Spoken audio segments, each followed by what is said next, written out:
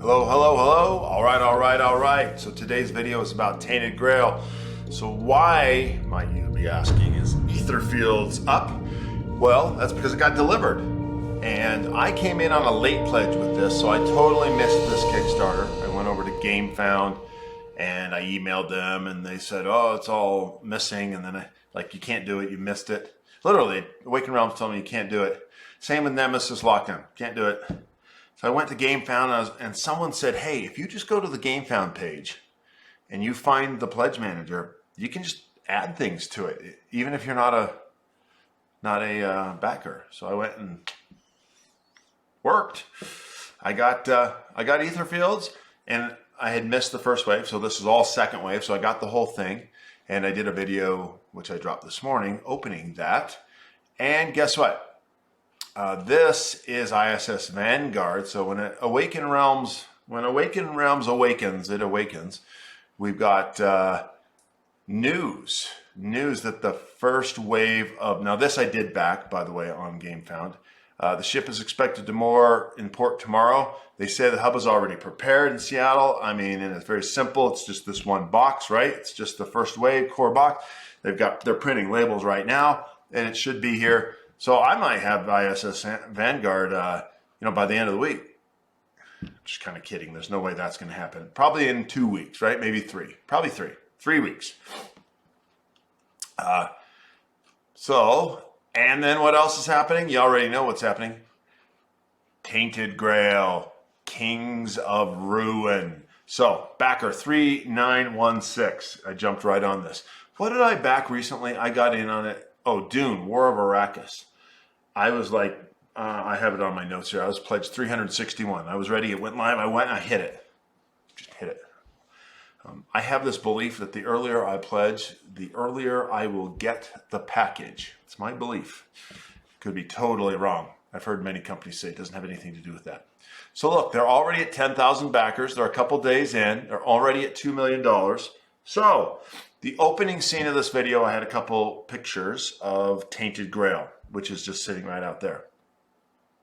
So I'm just going to talk about why I backed this. I'm not trying to sell you on it or anything like that. This is just me and you talking. And I'd love to hear why you did or didn't. And that's why we do these videos, just to get along and talk about games we love.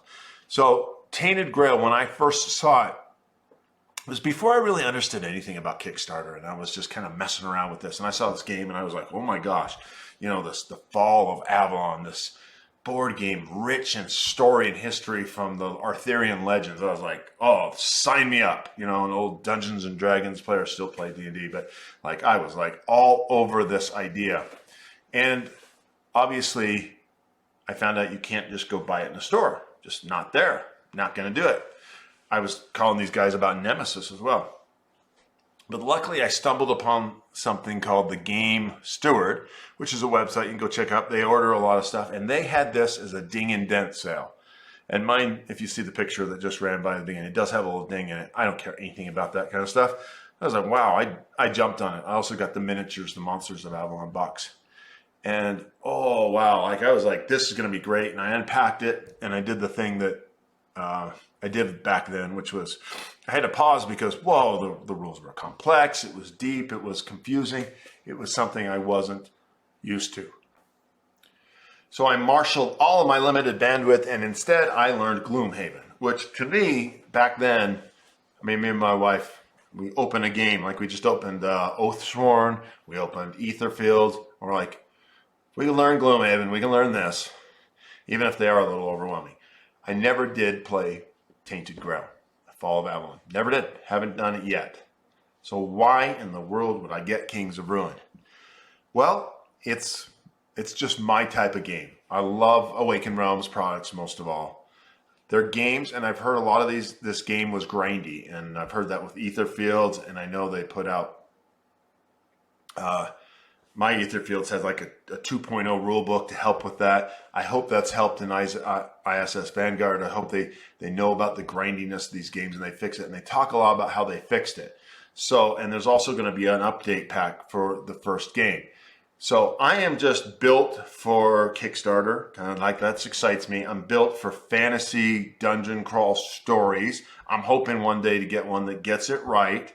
And I'm built for great art and this great company. And so it was just a no-brainer. I'm going to back this. It's just a big game. It's something I want to be part of. It's something I want to play. And that's why I did it. That's why I did it. So let's take a look at a little bit of the pledges. We just kind of see. You can see right there that I just did the regular pledge. So there's this King of Ruins Excalibur pledge with Sundrop. I don't know if we have any art here. We do somewhere. Let me see if I can find it. So look at these miniatures with the Sundrop. They just look amazing. And look at that one. And there's one more of these three of these guys. So the question becomes, if you get the Sundrop, why would you paint them, right? And I just don't know. I've never got Sundrop on miniatures yet. I did on something. It might be my ISS Vanguard. I'm not sure. One Awakened Realms version I did finally go for Sundrop. It was cheap enough that it didn't freak me out. And I'm going to wonder, because I paint a lot of these things. I've been painting Massive Darkness miniatures a lot.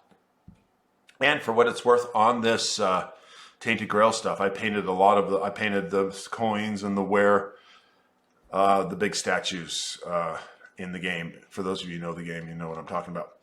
And of the regular game.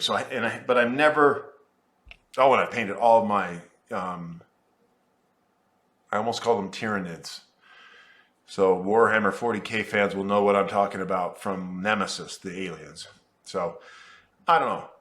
Thinking about that, you get the Kings of Ruin core pledge, including the core box with all unlocked stretch goals. It also includes the Weird Encounters add-on, shipping will be paid afterwards, and it's Sundrop. So 209 might do that. Might do that. Here's just the core pledge. You just get the core box and the core, the stretch goals. You know what's really cool about that? $100. I mean, everyone's been complaining about CMON a lot lately, right? And they have put out 2 games I have played to death this year. Massive Darkness 2 and Marvel United X-Men. You've heard me talk about it. You're getting sick of it. So I love that company. I love the games they make. But their prices are going up, and they say this is what it costs for shipping.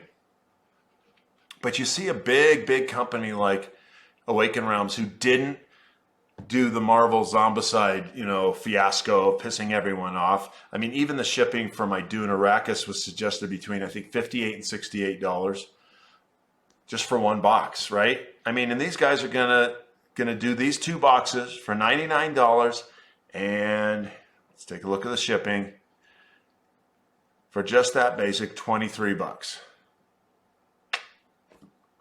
Why is CMON saying it's 60? Right? I mean, maybe they make this, they've shuffled some of the cost into it. Maybe it doesn't cost that. Maybe it costs 60, but they're taking some of the margin from the actual game. I don't know. I guess I just got to say I love both companies' games, and I'm not complaining here. I'm not complaining, but I trust Awakened Realms more. I trust them more. $99 seems like a great price. That and stretch goals, 28 shipping. Wow. I mean, if they stick to it, and they've got the stable pledge thing, so nothing can go over more than 10%, so they really can't be crazy on that. I'm in. Sounds great. Now, the Fall of Avalon core pledge, so you can go back and get that. Here's the interesting thing is I don't have the stretch goals. So I don't know if there's a way to get the stretch goals. I think there might be. So I might be able to go back and get the stretch goals from that. And here's the whole thing together. Here's some Warlord Avalon stuff. Some Weird Encounters. Let's see. Fall of Avalon stretch goals, $65. Wow. So I can just go back, get the stretch goals from the missing campaign. I might add that. I don't know what this Red Death is. I think that's an expansion to the original one. I'd be careful about getting that. And they'll add more stuff to it, right? We're 2 days into the campaign. So right now they have this Weird Encounters. Where did that go? Weird Encounters expansion. I don't know. This is the kind of stuff where it's like I got all the Etherfield stuff, but like with Massive Darkness 2, all those extra things that Simon does are amazing. Same with Marvel United. It's going to be the same with Marvel Zombicide, Undead and Alive. Not Marvel Zombicide, sorry. Zombicide, Undead or Alive. All those expansions are going to be great. It would have been the same with Marvel Zombicide, but I didn't get that. So, but I almost never use, ever, just don't use the extra stuff that comes with Awakened Realms games. I don't know. We'll have to see. I have a terrain pack of cool doors and stuff for Nemesis. I think I'll actually use that, but that base game, I still just love that. I think the lockdown base game is going to be good enough for me. I think it's going to be the same with Etherfields. I have a funny feeling I'm going to play ISS Vanguard and just love it and complete it. And then when all the second wave stuff comes, just shrug, go, I don't need it. This tends to be the company where this base game is all you need. And plus you get that little extra and you're in. Sounds good, right? And, don't need a 5th player expansion. Don't need all this weird Red Death and stuff. And so, and it's not that I bet that stuff isn't good. It's just that I probably will never play it knowing me, right? So this one might just be a no-brainer. Just might do that $99 one. Stick to that. Maybe I'll do add on that weird encounters. Maybe I'll go get that stretch goal box for the original Fall of Avalon. If I'm being honest, I probably won't use those. So I should just stick with my $99 pledge unless something cool comes out. Like they might have a play mat or a terrain thing. I'm into bling now. Like I get the metal coins. Just get the metal coins. Just get them. I just do. I get the play mats if you can. Stuff like that.